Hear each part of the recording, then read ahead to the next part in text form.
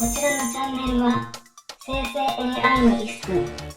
現在抱えている問題点などをニュースを通して広く知ってもらうためのチャンネルです。皆さんは生成 AI によるコンテンツを消費したことがありますか？例えばミュージシャンの歌声を使って他のバンドやミュージシャンの曲を歌唱させるコンテンツ、有名な漫画家の絵柄をそれっぽく真似て作成された漫画やアニメコンテンツ、あるいは生成 AI で書かれた小説などです。それらはとても刺激的であり、しかもそれっぽく作られているため、実際の作者や歌手が満たさない欲求を瞬間的に満たしてくれます。ですが、生成 AI が学習しているデータがそもそも使用許可を得ていない、いわば泥棒のように盗んだデータで作成されているものだということはご存知でしょうか？それは何も著名なクリエイターだけでなく、私たち一般人が日常的に投稿している何気ない言葉や文章、美味しかったお店の食べ物の写真、あるいは楽しい時間を過ごした時の自撮り写真や風景写真など、動画を撮影したあなたの声や仕草、すべてを許可なく学習データとして取り込んでいるのです。考えてみてください。生成 AI が誕生するとき、AI のためにあなたたちのデータを個人情報も含めて学習させますね。いいですか？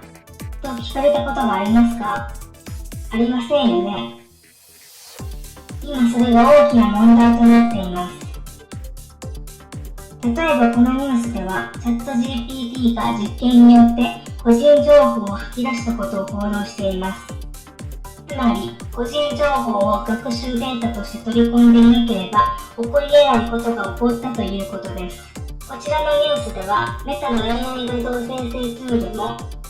公開されている画像を使用することに同意するというオプションは設定されていないと書かれています。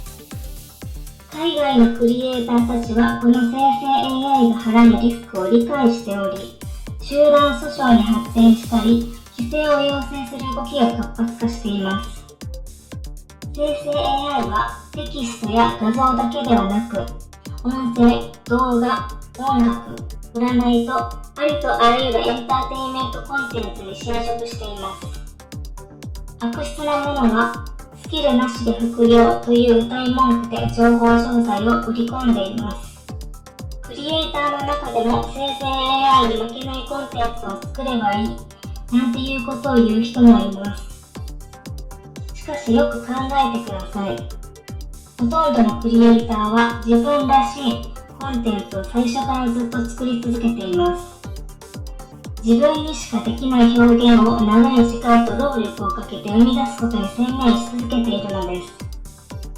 それを無断で学習し、悪化が良化を駆逐するように大量生産しているのが生成 AI の現時点での本質です。本人っぽいというだけでそれらを消費することが本当にクリエイター本人のためになると思いますか？あなたの推しの AI コンテンツが生まれているということは、推し本人の権利を侵害していることに気づいていますか？被害に遭っているのは何も著名なクリエイターだけではありません。先ほども言いましたが、一般人である私たちの情報も取り込んでいます。あなたの顔や声、大切な家族や恋人、友人の顔や声などが犯罪に利用される現実がすぐそこにあるのです。私は AI 技術自体には賛成しています。今までできなかったことができるというのは素晴らしいことだと思います。ただ、不当な情報を使っていることに納得していないだけです。